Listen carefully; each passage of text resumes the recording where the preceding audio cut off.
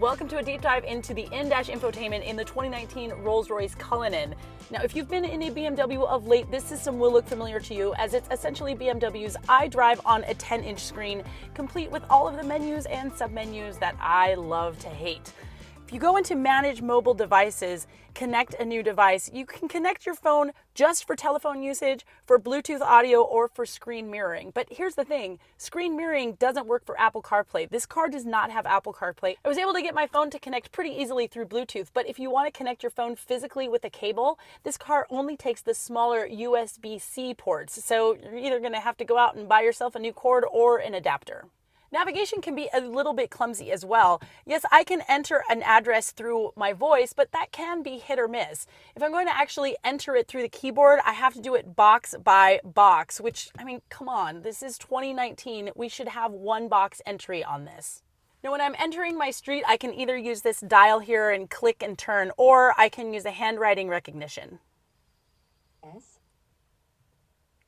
Oh, she even gets my own really terrible handwriting. Now, I can go here into map settings, then map elements, and then points of interest, and then I can select if I want whatever points of interest to show up on the map, like fuel stations, parking, recreation, or look at that, even Rolls-Royce dealers. Now, there's nothing really to speak of here in applications except if you've got any messages from Rolls-Royce, as well as another place to manage any of your mobile devices. The My Vehicle section here is actually pretty robust. I can click into Vehicle Settings, and here is where I can get all the parameters for my driver's aids. I can also set my steering wheel vibration for the lane keeping assist to strong, medium, or light, but I have to tell you, even on the strongest setting, the vibration is still pretty light. And then buried in here so far down is the seat comfort, which is where I can turn on my favorite thing, the seat massage. Now, when it comes to charging your devices, there are USB ports, like I mentioned before, 5 of them, but again, they are only USB-C. There is a wireless charger here in the center console, and there are 3 12-volt outlets, one here in the center console, one for the rear seat passengers, and one in the cargo bay. Now, if you're used to BMW's iDrive system, you're not really going to have a problem here. But if you're new to iDrive, you might find the learning curve to be a little bit steep. And frankly, the omission of Apple CarPlay is a glaring problem. Really, this is a $400,000 car. I should be able to have Apple CarPlay.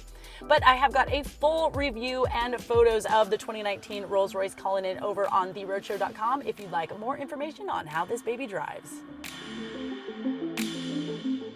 So I find iDrive system to be a little complicated, but I want to know what you think. Do you think BMW iDrive is easy to use, or is it just full of all those menus and submenus and buttons and clicking, and it's just way too much? Let me know in the comments, and be sure to like and subscribe to us right here on YouTube.